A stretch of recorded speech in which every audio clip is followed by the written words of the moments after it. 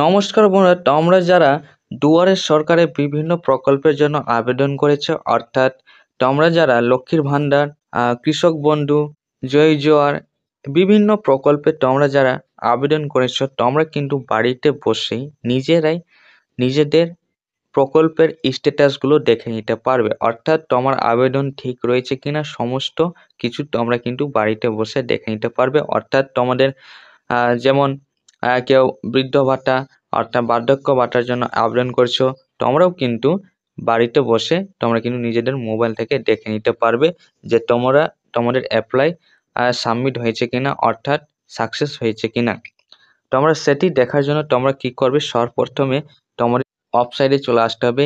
এই ওয়েবসাইটের লিঙ্কটি ডেসক্রিপশনে দেওয়া রয়েছে, সেখানে তোমরা ক্লিক করলেই এই ওয়েবসাইটে চলে আসবে। কি কি প্রকল্পের স্ট্যাটাস তোমরা এখান থেকে দেখতে পারবে সেটি তোমরা আগে আলোচনা করে দিই। তো এখান থেকে তোমরা বলে দিই উইন্ডো পেনশন অর্থাৎ বিধবা ভাতা, ওল্ড এজ পেনশন অর্থাৎ বয়স্ক ভাতা, খাদ্যসাথী, স্বাস্থ্যসাথী, এমন আরও প্রকল্প রয়েছে যেমন SC/ST সার্টিফিকেট, শিক্ষাশ্রী, তপশিলি বন্ধু, জয় জোয়ার, কন্যাশ্রী এবং রূপশ্রী, মানবিক, কৃষক বন্ধু, ঐক্যশ্রী, লক্ষ্মীর ভান্ডার প্রকল্পের আবেদনগুলো তোমরা এখান থেকে দেখে নিতে পারবে। তো এখানে তোমরা নিজেদের রেজিস্টার মোবাইল নম্বর দিয়ে দিতে হবে, অর্থাৎ যে প্রকল্পে তুমি আবেদন করেছো সেই ফর্মে তুমি যে মোবাইল নম্বরটি লিখেছো সেই মোবাইল নম্বর এখানে তোমরা দিয়ে দেবে।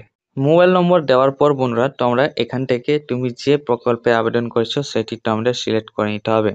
সিলেক্টে ক্লিক করার পর তুমি যে প্রকল্পে তুমি আবেদন করেছো সেটি তোমাদেরকে সিলেক্ট করে নিতে হবে। সিলেক্ট করার পর বন্ধুরা তোমরা এখান থেকে সাবমিটে ক্লিক করে নেবে এবং তোমরা যারা ভাতার জন্য আবেদন করেছো তোমরা কিন্তু সেটিও তোমরা দেখে নিতে পারবে। যারা বয়স্ক ভাতার জন্য আবেদন করেছো সেটি তোমরা এখানে সিলেক্ট করে নেবে, তারপরে তোমরা কিন্তু সাবমিটে ক্লিক করে নেবে। সাবমিটে ক্লিক করলেই বন্ধু তোমাদের কাছে একটু অপেক্ষা করবে, তোমাদের কাছে একটি OTP যাবে, সেই OTP তোমরা লিখতে হবে। তো কিছুক্ষণ অপেক্ষা করবে, কি পর্যায়ে আবেদন প্রক্রিয়া রয়েছে সেটি তোমরা দেখে নিতে পারবে।